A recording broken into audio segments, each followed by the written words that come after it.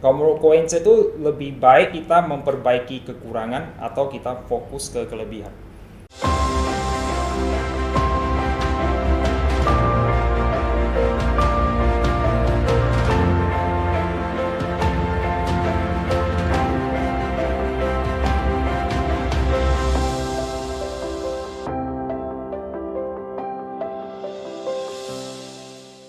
Hai, selamat datang di Wilnov Channel. Ya, jadi pada kesempatan ini hadir ya narasumber dari channel belajar kepribadian dan juga info fotografi.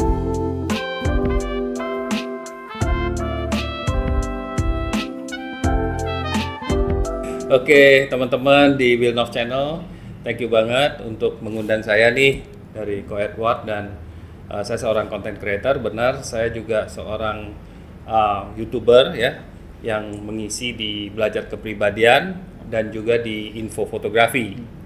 Ya, wah menarik sekali ya. Jadi belajar kepribadian itu ya kalau para teman-teman search ya, itu akan muncul banyak sekali video-video yang membahas tentang MBTI. Yes. Ya, jadi banyak sekali nih. Jadi saya ini ada pertanyaan nih kok. Ya, Ya, boleh banget. boleh nggak? Ini kan tentang belajar kepribadian ya. Mhm. Jadi kalau konten Koense itu kan lebih ke banyak ke MBTI itu. Yep. Nah, jadi kenapa belajar kepribadian itu lebih mengarah ke MBTI itu? Iya, karena menurut saya MBTI itu salah satu teori yang cukup mudah ya. Ya, kenapa kita tinggal ambil tes saja setiap orang tanpa harus misalnya harus ke psikolog untuk mengetahui tipe kita. Jadi kita bisa self assessment ya. Jadi gampang dan kemudian juga informasinya di internet itu banyak banget. Mau di sosial media, mau di web itu udah tersedia. Juga buku-buku banyak sekali yang membahasnya. Ya. Baik bahasa Indonesia maupun apalagi bahasa Inggris atau Ya. bahkan yang di misalnya negara-negara tertentu, misalnya Korea itu juga lagi booming. Oh, lagi booming. Nah, itu alasannya. Ya, oke. Sejak kapan Koense tuh mengenal MBTI itu? Sebenarnya mengenal MBTI itu sudah sangat lama, ya kan? Dulu waktu saya kuliah ya, saya ingat waktu itu ada tes ya, yang diselenggarakan oleh sekolah ya. Waktu itu kan banyak teman-teman dan termasuk saya bingung mau ambil jurusan apa. Terus kemudian nanti setelah selesai kuliah ini mungkin mau ambil master atau mau cari kerjaan apa. Nah, itu kan salah satu caranya adalah mengetahui kepribadian kita cocoknya di mana nih. Jadi sekolah kampus memberikan tes ya. Itu menjadi suatu alat lah buat kita ya, gitu. Mungkin manfaatnya apa tuh selain maksudnya kita kan MBTI itu kan belajar kepribadian itu kan. Jadi manfaatnya selain kita mengetahui jurusan itu sebenarnya apakah memang itu bisa menjadi patokan utama gitu? Ya, itu kan awal ya. Awal mengenal MBTI itu sebenarnya untuk itu kan. Ya. Tapi setelah kemudian seiring tahun berjalan kita baca buku, ketemu lagi, terus kemudian juga ketemu Edward, terus Edward juga nanyain, terus akhirnya kita cari-cari lagi apa sih gitu ya, menggali lebih dalam lagi. Ternyata MBTI itu yang bukan untuk hanya mengenal diri sendiri, ya memang pertama-tama pasti waktu kita kenal itu pengen mengenal diri sendiri. Nah, tapi manfaat yang lebih lagi untuk mengenal tipe orang lain. Ya, jadi kita bisa sosialisasi kita bisa jadi lebih lancar kalau kita mengetahui kepribadian orang lain tuh kayak gimana, sifat-sifat mereka tuh kayak gimana. Jadi kita nggak terlalu shocking lagi tuh pas ketemu kok orang lain tuh kok beda banget pemikirannya sama kita gitu. Soalnya kalau waktu kita masih kecil, mungkin kita merasa orang lain tuh sama semua, kita semua manusia. Ternyata setelah kita pelajari, terutama yang di MBTI mengatakan bahwa ternyata manusia itu kepribadiannya beda-beda, bisa dibedakan ada 16 tipe. Nah, itu menarik banget bagi saya kan waktu itu. Ya, itu manfaatnya untuk mengenal orang lain juga dan bersosialisasinya gitu. Wah, menarik sekali ya jawaban Koense ini ya. Jadi kan sedemikian banyak manfaat ya kita tuh belajar MBTI itu jadi mengenal diri gitu. Nah, jadi saya tuh pernah kasih tes kirim ke orang-orang tuh banyak sekali orang yang masih agak skeptis dengan MBTI itu. Nah, jadi karena mungkin dilihat ya untuk apa nih saya tes kan. Jadi gimana tips Koense tuh memberikan mereka itu tips memberitahu bahwa MBTI itu sangat bermanfaat itu, mengurangi rasa skeptis terhadap ilmu kepribadian ini. Gitu. Menurut saya kita harus tahu juga ya orang-orang itu. Jadi nggak langsung misalnya kita sodorkan tes aja langsung gitu kan. Kita harus kenalin dulu orangnya gimana.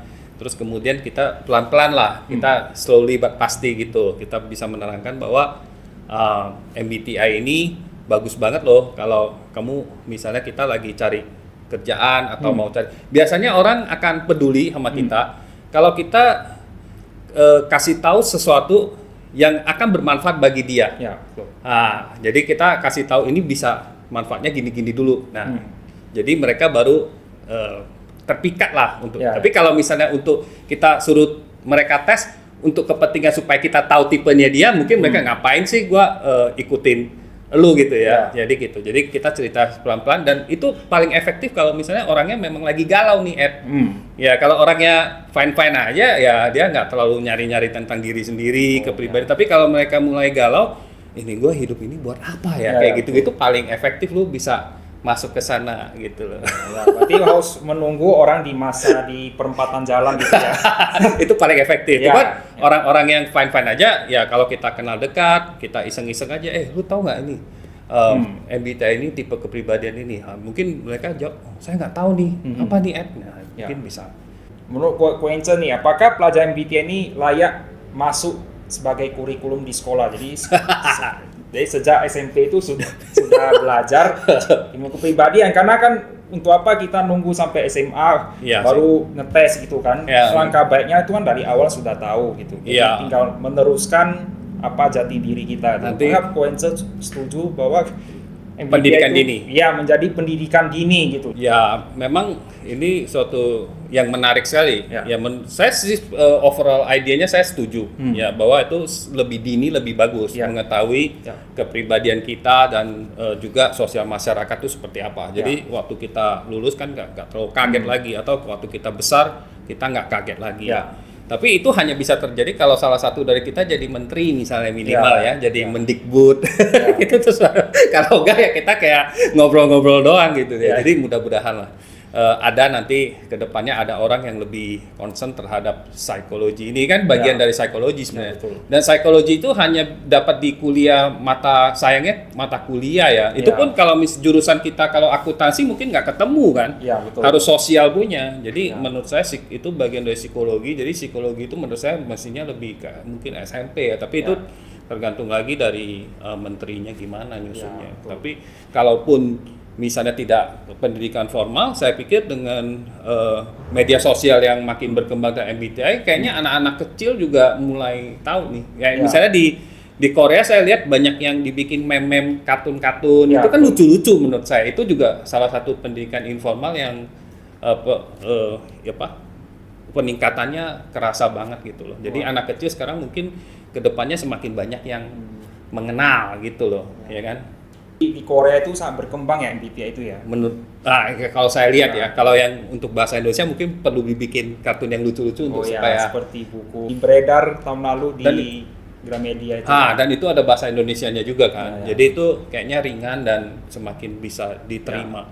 Jadi dengan dia kecil, tapi kecilnya juga pendidikan dini ya, jangan kalau misalnya masih TK gitu ya mungkin mereka belum perlu lah ya, mungkin SMP lah saya pikir ya kan. Gitu. Oke, ini ada pertanyaan menarik nih saya. Oke, gimana? Biasanya kalau orang tes itu katanya itu ada orang tipenya tuh nggak jelas tuh, maksudnya tuh kadang dapat tipe misalnya INFP, kadang dapat INTJ.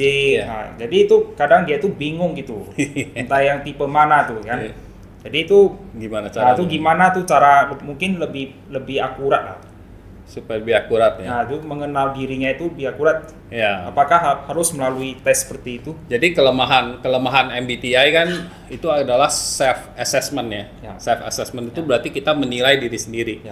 Dan ya kalau menilai diri sendiri kan seringkali kita subjektif ya kan. Kita harus mengakui bahwa misalnya setiap orang punya maksudnya penilaian sendiri itu tidak tergantung pada pengalaman kita. Jadi pertama kali adalah kita harus mencoba, meskipun nggak bisa 100%, mencoba untuk menjawab soal-soal itu secara jujur. Dan dalam keadaan yang mungkin moodnya itu netral ya, nggak terlalu happy, nggak terlalu happy, nggak terlalu sedih juga. Jadi harus netral. Kalau terlalu happy, mungkin kita akan menjurus ke arah-arah ekstrovert misalnya. Misalnya pas ada pertanyaan, Anda suka pesta, ada suka ini ya kan, mood seperti itu nanti bisa ke ekstrovert. Jadi misalnya kalau lagi selim melankolis, orang ekstrovert bisa jadi introvert. Apakah Anda sedang menyendiri? Iya, saya soalnya baru putus sama mantan gitu kan. Jadi bias gitu loh. Ya, jadi itu juga perlu. Jadi setelah itu ya tips saya adalah mungkin kalau kita ada pasangan atau ada teman-teman yang ngerti MBTI juga, coba tanyakan kepada mereka, kira-kira cocok gak kalau saya tipenya ini. Mungkin mereka bisa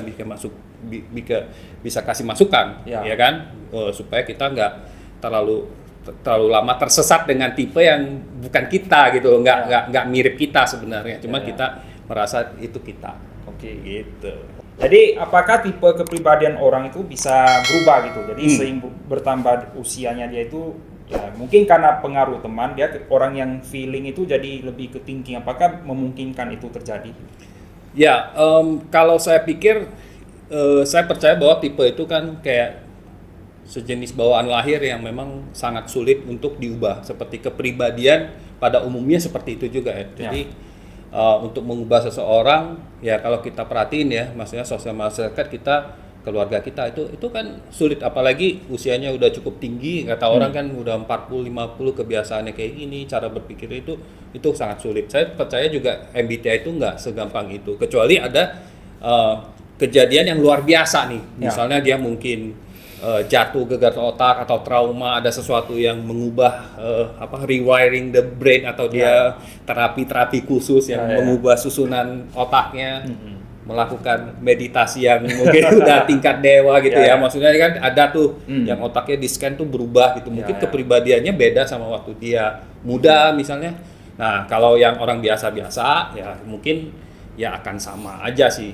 Jadi susah. Cuman kalau kita belajar MBTI kan kita bisa mengerti tentang ini, istilahnya mau ekstrovert, atau kita bisa lebih menyesuaikan diri lah saya pikir. Meskipun kita nggak bisa dari introvert menjadi ekstrovert dengan secara alami, itu mungkin kita bisa mimikri kalau kita perlu, kita kayak mencontoh atau meniru gitu bisa. Berarti pada prinsipnya itu kita mengerti MBTI itu adalah untuk menyesuaikan diri ya dengan orang lain, bukan kita harap orang lain itu cocok dengan kita gitu ya. Itu akan agak lebih susah ya kan, kita untuk minta dia berubah itu agak susah, kecuali dia memang mau belajar sama-sama gitu. Apakah idealnya itu tipe kepribadian itu harus cocok dengan pekerjaan yang atau profesi yang akan kita pilih? Ya, sebenarnya nggak harus ya kan. Kenyataan di lapangan kalau kita semua mau kerjaan yang ideal dan kerjaan ideal itu sedikit, ya gimana dong? Tetap aja kita membutuhkan orang-orang yang di bagian-bagian tertentu gitu. Jangan sampai semua maunya kerjaan yang langka tersebut gitu ya. Sesuai kalau cocok aja, jadi nggak selalu itu. Tapi ya otomatis kalau tipe kita mengerjakan sesuatu yang sangat jauh dari jurusannya itu, yang maksudnya pekerjaannya itu, otomatis kita akan spend energi lebih banyak. Kita otomatis mental energi kita lebih cepat capek mungkin ya, dibandingkan orang yang secara natural dia tipenya cocok sama kerjaan tersebut. Jadi makanya dengan belajar MBTI kita berusaha bagaimanalah kita bisa mencari kerjaan atau mengerjakan sesuatu yang lebih sesuai. Jadi kita lebih happy, mungkin kita sampai suatu, kalau misalnya cocok banget gitu, itu kan ideal cocok banget, kita jadi nggak merasa kita bekerja. Jadi kita bangun tidur, kita menganggap ini ya hidup gua nih. Jadi kerjaan sudah sama dia tuh udah melebur aja gitu loh, menjadi satu. Jadi nggak ada yang istilahnya resistensi untuk aduh, kan biasanya kalau kita sekolah kan resisten banget tuh dulu ya, karena kita memang nggak suka gitu. Tapi bukan berarti kita nggak sekolah juga kan. Nah itu kayak gitu. Jadi kita kerja ya kita anggap kita profesional, kita bekerja. Memang kita bukan kadang-kadang nggak ketemu yang ideal, tapi ya udah kita jalanin karena itu suatu kewajiban kita. Tapi alangkah bagusnya kalau kita mencari yang pas. Tapi itu nggak selalu bisa dapat juga. Tergantung hoki juga sih. Dengan faktor lain-lain juga Faktor ya. lain Jadi juga. bukan cuma satu faktor ya. Kondisi situasi, mungkin bukan waktunya, mungkin ini ya kan bisa macam-macam faktor juga. Menarik sekali ya. Jadi ini ada pertanyaan selanjutnya itu. Oke. Kalau MBTI itu kan ada 16 tipe ya. Oh, banyak juga ya. Apakah Ko Ence ini melihat bahwa di dunia ini hanya terbagi dengan 16 tipe orang itu? Ya, 16 tipe ini kan satu pengelompokan kategori yang utamanya MBTI. Nah, dari situ itu kan ada yang kita tadi diskusi, ada yang pure banget tuh. Misalnya satu tipe yang dia tuh mirip banget deskripsi, tapi kan ada yang borderline juga, ada persen-persennya tuh ya. Jadi extrovert berapa itu, jadi itu membuat begitu banyak kombinasi jadi head sebenarnya. Jadi 16 itu cuman awal kategori, dan menurut saya 16 cukup. Gak terlalu banyak banget, tapi gak terlalu dikit. Kalau misalnya kan banyak kepribadian hanya membagi 4. Nah, itu mungkin belum terlalu banyak. Harus ada kombinasinya juga ya. Jadi kayak dengan MBTI 16, saya pikir good start lah untuk membagi kategori itu. Gitu. Kalau 100 juga bingung juga kita belajar juga ya. Banyak banget. Berarti kalau di luar 16 itu berarti orang itu mengalami gangguan jiwa ya, berarti tidak termasuk dalam mungkin harus 16 tipe itu. Ilmu pengetahuan kan selalu evolving. Evolving. Ya, mana tahu nanti ditemukan lagi, oh ini nggak masuk semua tipe nih. Jadi gimana deh? Oh, buka lagi gitu. Jadi belajar MBTI ini kan kita jadi tahu ya kelebihan dan kekurangan ya. Yes. Kalau menurut Ko Ence itu lebih baik kita memperbaiki kekurangan atau kita fokus ke kelebihan? Ya, itu sangat menarik sekali dan itu pertanyaan sangat penting sekali menurut saya sih, karena menurut saya setiap orang itu memang harusnya fokus ke kita punya kekuatan, strength kita. Itu yang utama, kita harus fokus ke kekuatan kita. Tapi bukan berarti kita mengabaikan kekurangan kita. Kita harus develop juga kekurangan kita sampai satu standar. Ya, satu standar yang setidaknya bisa dibilang baik lah. Kalau nilai sekolah mungkin ya jangan 5 nggak naik kelas, jadi 6 lah gitu ya, atau berapa. Nah, setelah itu sudah tercapai, kelemahan kita udah kita perbaikin. Nah, kemudian kita lihat kita punya sebenarnya strength kita di mana. Nah, itu yang kita dorong terus, karena itu bisa potensialnya bisa dapat 9-10. Tapi kalau kekurangan kita effortnya berlipat-lipat ganda. 6 paling jadi 7, sedangkan effort yang sama yang kita develop strength kita 6 jadi 9, ya better kita habisin waktu hajar di kekuatan kita kan. Jadi ya gitu sih. Jadi mantap kan? Ya, mantap. Jadi ini cocok dengan strategi perang laut Sun Tzu itu. Sun Tzu dia juga bilang gitu ya. Jadi dia tuh bilang kelebihan orang kalau kita ketahui atau kekurangan dia ketahui, kita harus menghajar kelebihan dengan kekuatan kita tuh menghajar kekurangan dia. Jadi peperangan pasti dimenangkan. The problem is kita banyak orang nggak tahu kelemahan kekuatan kita pada awal. Jadi misalnya MBTI itu membantu kita kan, lihat kita cognitive functionnya, kita sebenarnya dominannya, jagonya di mana nih, kita keuntungannya di mana dan kelemahan kita di mana. Jadi dia jelas ada di cognitive function. Gitu. Cognitive function ya. Menarik sekali ya. Next topic kalau itunya bisa sangat terlalu panjang, mungkin 1 jam lagi. Jadi Ko Ence tes itu selalu INTP ya. Kalau dikasih berapa link tes itu tetap itu ya. Udah cukup solid lah. INTP itu cukup mewakili dan sudah di approve ya sama orang-orang sekitar saya ya, terutama istri. Yaitu direktur kita. Kalau Ko Ence itu INTP itu kalau ketemu orang cocoknya tuh dengan tipe apa biasanya?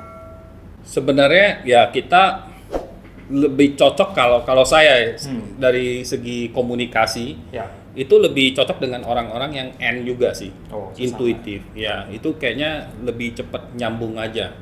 Ya, karena kita pada dasarnya berkomunikasi dengan orang-orang yang berpikiran teori, abstrak, konsep, yang sesuatu ide-ide, gagasan itu bukan sesuatu yang nyata. Yang kita bahas bukan sesuatu yang nyata, tapi berupa ide, dan itu senang sekali bertukaran imajinasi, ide kayak gitu-gitu. Itu ya, tapi selanjutnya ya kalau misalnya dilihat tipe-tipe yang apa, ya mungkin tipe yang sama bisa oke juga INTP, meskipun bisa jadi terjadi perdebatan seru juga. Kalau yang tipe NF itu juga biasanya juga cukup cocok karena seorang yang T yang INTP ya, misalnya kadang-kadang kita terlalu thinking, kita terlalu mengabaikan segi hubungan manusianya, perasaan manusianya itu kadang-kadang nggak terlalu penting, dan itu kadang-kadang dalam conversation diingatkan sama orang-orang NF itu. Kamu nggak boleh gini karena nanti orang bisa orang bisa tersinggung ya. Itu T banget ya kan. Orang bisa tersinggung ya. Oh ya. Jadi setidaknya bisa saling balancing gitu. Balancing ya. Menurut saya gitu. Kalau dalam kerjaan, points itu lebih ke task oriented atau people oriented?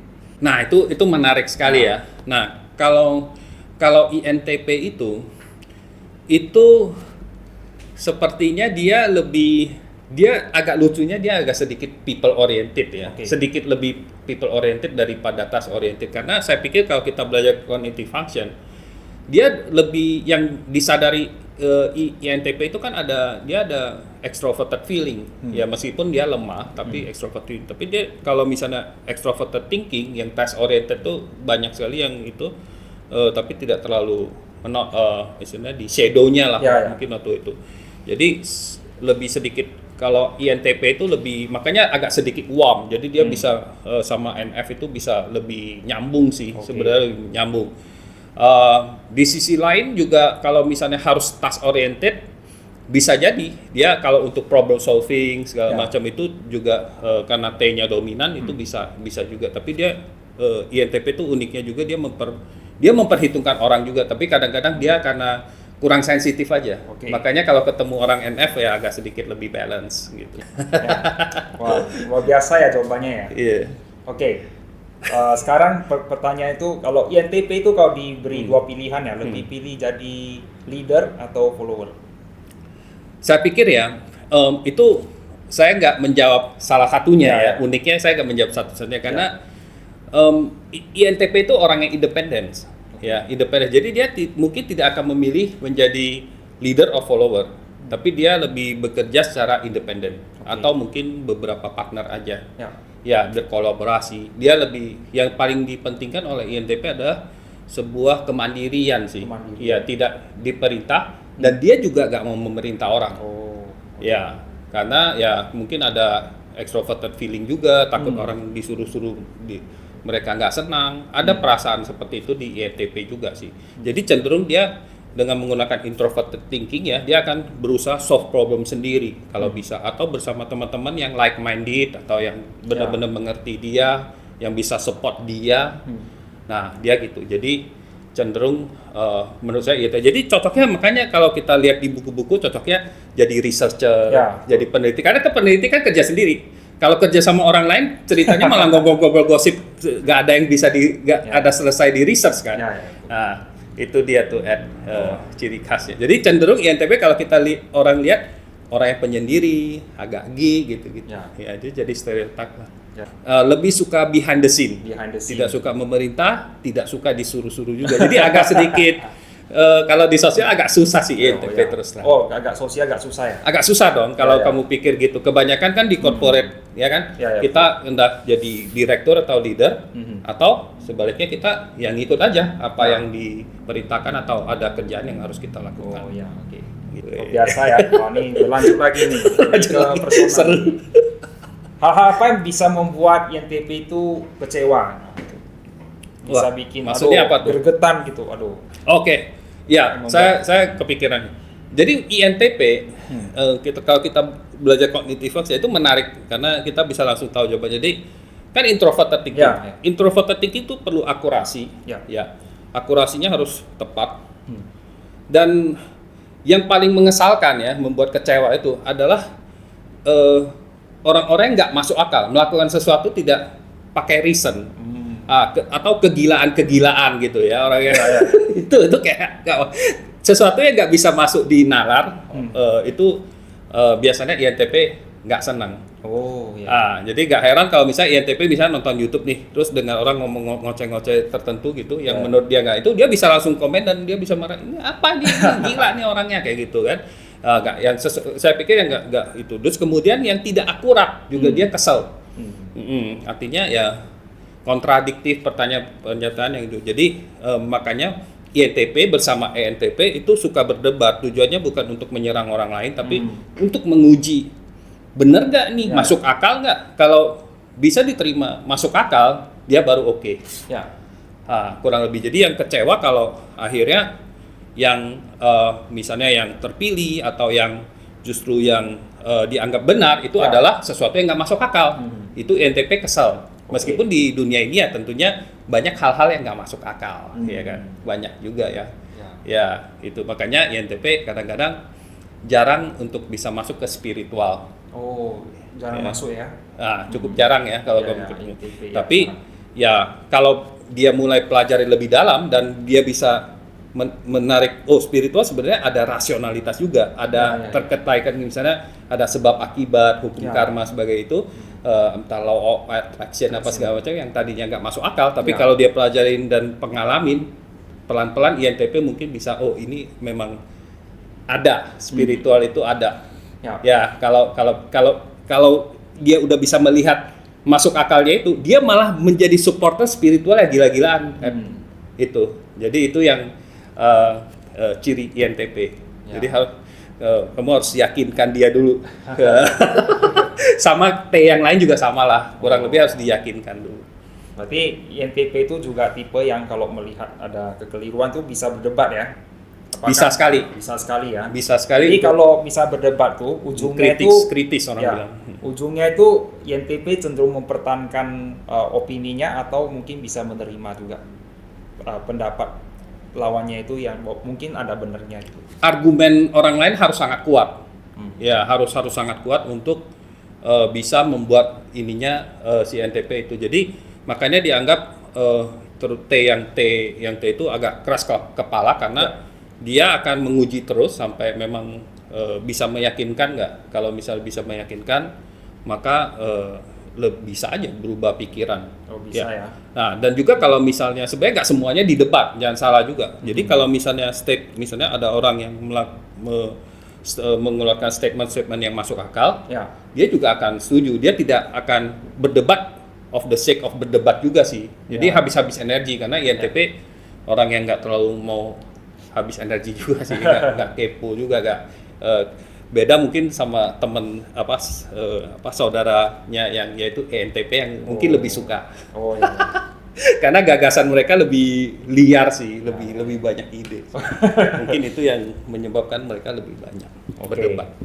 Berteman atau bersosial dengan INTP itu semua harus pakai ini, logika dan pembuktian itu ya ngomong aja asal ngomong tapi memang bisa terbukti kebenarannya ya. Iya, kalau enggak akan mungkin si INTP akan bosan dan meninggalkan dia. Nggak jelas. Walk away ya. Nggak jelas. Gitu. Nah, seperti kita ketahui ya, ilmu kepribadian ini kan luas sekali ya, banyak sekali cakupannya. Ada Enneagram, ada DSC, ada lagi itu Power of Number, ada Zodiac. Jadi menurut Koense, pandangan Koense itu tentang ilmu-ilmu yang banyak, aliran yang berbeda itu bagaimana? Banyak sekali yang mengklaim bahwa misalnya yang paling tepat tuh Power of Number, paling yang tepat tuh Zodiac, paling tepat tuh Enneagram. Ini menurut Koense tuh gimana? Jadi bedanya gini, MBTI itu kan bukan keyakinan, dia bukan keyakinan. Jadi MBTI adalah suatu ilmu juga sih, ilmu psikologi yang di research. Jadi itu mengapa saya lebih sebagai INTP lebih cenderung ke MBTI. Yang sisanya saya pikir bonus, kalau misalnya dia akurat saya senang. Kalau nggak akurat ya saya seperti di grup itu kan ngomel-ngomel gitu. Nggak akurat nih gitu ya. Jadi itu. Jadi tapi kalau yang tipenya seperti astrologi seperti itu kan sebenarnya tipenya lebih spiritual yang keyakinan aja. Jadi kayak PON gitu, dia lebih kalau dia yakin terhadap itu ya mungkin itu bisa terjadi kayak gitu. Jadi itu bahayanya di situ. Kalau misalnya dia dapat yang kurang bagus, kalau dia yakinin garis hidupnya seperti itu, nanti jadi masalah juga. Meskipun itu ya mana tahu itu terjadi juga sih, bisa juga maksudnya terjadi. Jadi saya lebih melihat MBTI sebagai lebih saintifik aja dibanding yang lain. Yang lainnya bukan berarti salah, tapi itu sifatnya keyakinan yang menurut INTP itu belum ketemu nih. Ya mungkin ada orang yang mungkin udah ketemu, karena belum ketemu dia punya teorinya kok bisa orang ini lahir segini ini nanti nasibnya seperti ini, kayaknya masih nggak begitu ketemu nyambungnya. Meskipun ada orang-orang yang ya dia yakin sekali dengan nasibnya itu tergantung pada angka atau angka lahir, kapan dia lahir gitu. Tapi kalau saya lihat juga, saya juga kayak misal bukan astrologi dan sebagainya, saya juga cukup pelajari, dan perpaduan antara astrologi dan sio itu kan kita sering bahas juga tuh. Ya, itu lumayan juga tuh. Ya meskipun ada orang yang ngomel-ngomel tuh, saya bilang kayak gini. Biasanya orang tidak akan terlalu menerima kalau misalnya dibilang ketemu yang jelek ya. Kalau yang bagus-bagus, ini dibilang kamu lahir sini pintar sih, orang terima. Tapi kalau yang jelek-jelek, orang ini bukan saya gitu. Tapi ya itulah maksudnya, dari 10 orang yang terus saya cek itunya, astrologi segala macamnya, ya 8 orang mungkin merasa oh ya itu saya. Tapi ada juga yang nggak setuju. Jadi menurut saya itu masih keyakinan dibanding MBTI. Saya lebih pro MBTI karena itu gitu loh. Lebih tepatnya gitu. Asal nggak mistype aja gitu. Berarti sebenarnya ada benang merahnya semua ya itu ya. Apakah ada benang merahnya itu yang menghubungkan itu ilmu kepribadian itu semua? Saya pikir ya beda. Kalau misalnya astrologi berdasarkan tatanan bintang mungkin ada benang merahnya kayak zodiak sama itu, karena dilihat dari posisi bintang dan itu yang mempengaruhi kita. Tapi kalau MBTI itu lebih beda. Jadi ada yang mungkin ada yang mirip-mirip ya, kayak di agama juga kan ada yang mirip-mirip, ada sekte aliran terus dari sumbernya dari mana, tapi masih ada benang merah. Kalau MBTI kayaknya ilmu psikologi ya, lebih ke kepribadian punya. Ya, jadi kalau kita campur adukan agak sedikit meskipun CT juga susah juga sih. Jadi kita tapi itu menarik karena itu berkaitan dengan kepribadian juga sih. Itu benang merahnya cuma itu, tapi itunya agak beda sih. Berarti bisa saya simpulkan bahwa ini semua hanya berdasarkan kecocokan ya, mana yang mau kita pilih sebagai parameter untuk mengukur kepribadian kita itu seperti apa ya? Apakah betul. Itu mungkin seperti kalau yang sebagai INTP ya sebagai informasi dataset ya. Jadi memperkaya data-data kita untuk istilahnya kemungkinan kita bisa untuk mempelajari diri sendiri dan orang lain. Tapi itu tentunya akurasinya berbeda-beda setiap itu ya. Jadi kita jangan kalau kamu Sionaga maka kamu sifatnya pasti begini-begini juga enggak seperti itu. Tapi MBTI kalau misalnya agak mistype, surprisingly cukup akurat. Jadi kita setidaknya waktu kita sosialisasi atau apa, kita lebih tahu apa yang dia suka atau ada yang enggak. Apa harapan dan cita-cita INTP untuk kedepannya? Katakan 20 tahun ke depan. Saya sendiri, saya pribadi. Kan saya seorang content creator ya, jadi ya pastinya saya menyenangi independensi saya, maksudnya kemerdekaan saya untuk bisa membuat karya sendiri, ya sesuai dengan apa yang saya suka ya misalnya, dan pastinya tetap ada batasan-batasan tertentu, tapi setidaknya sedikit lebih merdeka lah, kita bisa menentukan waktu sendiri, kapan saya harus syuting dan sebagainya, lebih leluasa. Nah harapan saya dalam berapa puluh tahun ke depan ya tetap kita menjalankan apa yang saya lakukan sekarang, bahkan lebih meningkatkan kualitasnya terus menerus. Ya, jadi efisiensi dan ini, jadi berusaha menjadi orang yang lebih extroverted thinking lah, seperti ENTJ atau apa ya. Dan produktivitas jelas merupakan salah satu yang bukan utama bagi INTP. Jadi pengen juga work on selain strength-nya juga sedikit weakness-nya supaya lebih produktif aja. Jadi kedepannya selain produktivitas ditambah, tapi kualitas ditambah. Tapi memang kadang-kadang tidak bisa dilakukan kedua-duanya. Tapi ya gimana kita memanfaatkan tools ya, tools yang ada untuk lebih produktif dan lebih berkualitas. Berarti sudah ketemu, itu istilah Jepang itu adalah ikigai ya. Jadi sudah ketemu panggilan jati dirinya itu apa ya. Jadi tinggal dipertahankan dan tinggal ditingkatkan gitu ya. Ya, tinggal ditingkatkan lagi. Dioptimalkan gitu ya. Ya, dibikin lebih bagus, lebih banyak lagi ke depannya, itu aja sih. Koense itu apakah kalau misalnya terlahir kembali itu, apakah pengen INTP atau dari 16 type itu apakah masih mau INTP? Saya pikir saya akan lebih memilih kalau hidup di dunia ini alam mana nih yang saya lahir ya, tergantung ya. Kalau alam manusia saya lihat ya, kalau misalnya kita punya sisi ekstrovert itu akan lebih membantu sih. Extrovert feeling itu kayaknya lebih membantu sebenarnya daripada thinking. Tapi bukan berarti saya nggak susah membayangkan kalau saya nanti terakhir kembali menjadi extrovert feeling ya. Tapi istilahnya mungkin itu sesuatu yang lebih mudah ya, extrovert dan ada feeling, karena hidup di manusia kita tahu kita harus bekerja sama dengan orang lain. Semuanya terikat dengan interpersonal, bukan hanya sendiri. Kemudian extrovert karena ya di dunia ini menghargai siapa yang memiliki inisiatif atau action daripada kita respon doang terhadap keadaan kita, pasrah dengan keadaan kita. Jadi saya pikir ya sekarang ini bohwat, karena apa yang terjadi adalah kita udah jadi introvert, strategi kita lebih banyak untuk merespon ya, karena kalau kita menginisiat sesuatu mungkin jadinya energi kita habis tuh. Ya kan, tapi ya lebih tersedot, tapi ya kita harus ya intinya itu pikiran terlalu jauh kalau kita harus mikirin nanti lahir kembali kan. Jadi sebaiknya ya udah INTP ya kita jalanin aja sesuai kita kan gitu. Tapi pertanyaan menarik tapi terlalu jauh banget.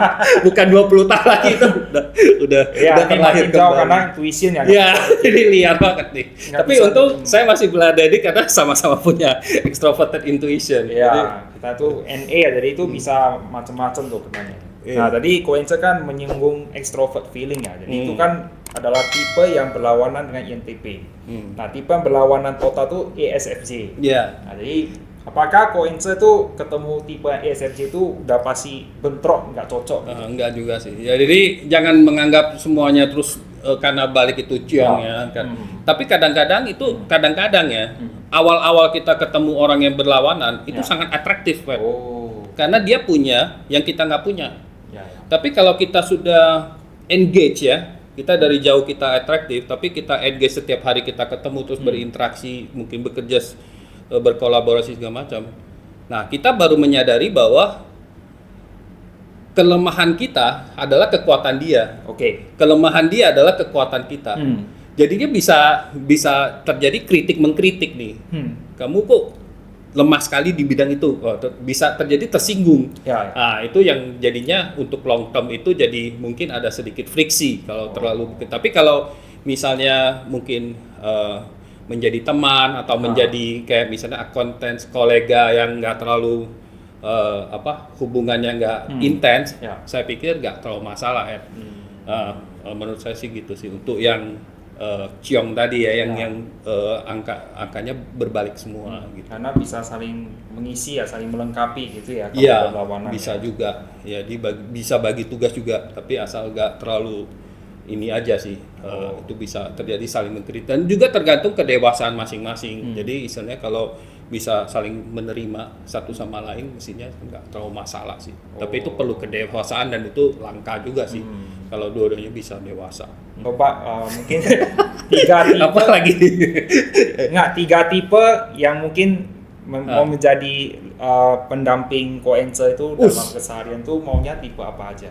INTP. Yang paling bagus berkolaborasi dan bekerja. Saya yang misalnya bawahan tipe apa, yang bosnya apa. Yang pertama saya harus tipe istri saya. Karena kalau enggak dia langsung cut down ya kan. Jadi INFJ ya. Jadi so far so good. Kalau enggak dia langsung off ya kita nggak jadi deh. Nggak selesai ya. Nggak bisa tanya INFJ. Ya kenapa? Karena ya saya bilang tadi NF sama-sama punya gaya hidup yang introvert, artinya nggak terlalu suka keramaian. Jadi bayangin kalau ekstrovert kan dia selalu ngajak saya ke pesta segala macam kan akan menguras sekali energi ya. Acara-acaranya banyak kalau ekstrovert. Jadi setidaknya saya pikir dari lifestyle dan bisa mengisi dia. Kita agak sedikit suka menunda-nunda sedikit untuk hasil yang lebih baik. Dia mau cepat selesai karena dia mau planning lagi ke depannya. Jadi checklist. Jadi itu good. Terus yang mungkin yang kedua ya. Kedua mungkin kalau misalnya mau mencari sejenis yang misalnya mungkin yang pimpinan atau sesuatu yang bisa mendobrak lah misalnya untuk berkembang ya mungkin ENTJ ya. Karena ENTJ memiliki intuition, dia melihat tren terus bisa berkembang. Terus kalau misalnya ada problem, orang-orang behind the scene seperti saya ya bisa memberikan konsultasi gitu. Sebaiknya begini nih kalau ada problem atau lebih mengenhance strategi yang mereka lakukan. Jadi biasanya komunikasinya asik. Ini bisa nggak kayak dikerjain? Oh iya, kayaknya bisa nih. Caranya begini-gini ya. Itu INTP lebih ke jadi konselor, Ya. menjadi konsultan untuk orang-orang ENTJ yang visioner, yang lebih itu bisa juga. Terus yang ketiga, ya ini mungkin agak sedikit sulit ya. Tapi mungkin ENFJ cocok, terutama yang bergerak di bidang pendidikan juga sih saya cocok, karena mereka juga another NF yang peduli sama orang, yang mungkin bisa disinergikan dengan INTP. Ya mungkin mereka akan lebih ke action orientednya, berengage ke orang. Terus INTP mungkin bisa menyediakan materi atau apa yang untuk mereka ini. Saya pikir sesuatu kerjasama yang bagus sih. Tadi 3 tipe Pak, ENTJ, ENFJ dan Jangan INFJ. lupa, jangan lupakan. Yang tipe istri ya. Ya. Ya, oke. Kalau nggak, ini video nggak selesai nih. Oke. Oke. Ya, wah, sungguh menarik ya bincang-bincang dengan Koenze ini ya. Mungkin saya kasih pertanyaan yang penutup ya. Oke. Nah, pertanyaan penutup itu misalnya kalau Koenze itu misalnya dalam bersosialisasi, ya misalnya ada kurang cocok nih, bentrok. Pasti pernah dong, ya kan? Iya. Nah, dengan tipe-tipe yang bentrok kurang cocok. Bagaimana sebagai INTP itu bisa membangun rekonsiliasi kembali sehingga bisa mungkin bekerja sama dengan baik?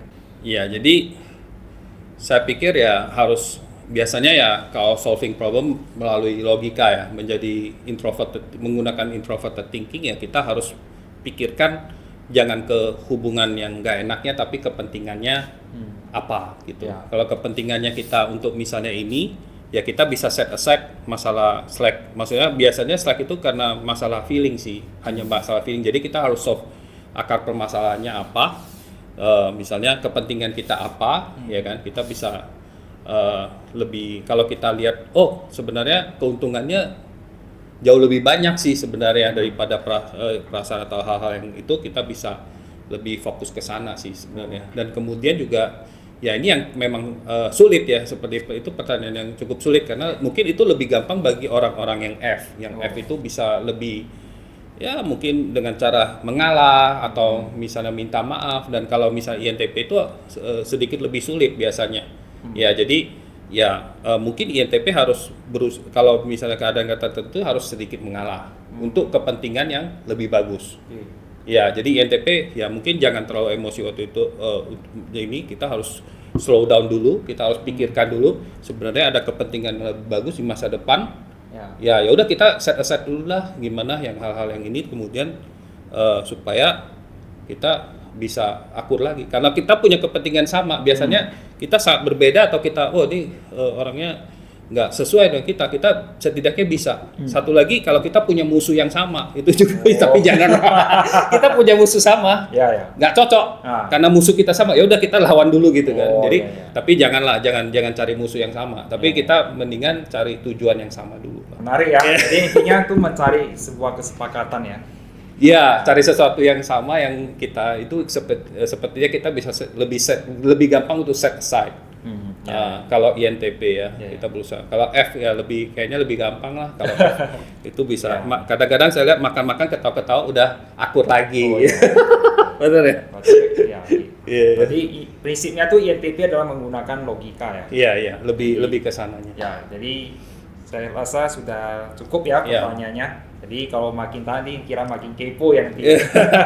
Oke, jadi cukup sekian ya bincang-bincang dengan Koenze yang seorang INTP sejati ya. Jadi ya semoga Koenze juga makin sukses ya di info fotografi, dan para teman-teman bisa tetap up to date untuk subscribe belajar kepribadian ya. Jadi bisa belajar lebih banyak tentang MBTI. Jadi cukup sekian pada Koenze ya. Terima kasih sudah hadir di Wilnov Channel, dan salam sukses Wilnov Channel. Salam sukses. Bye bye.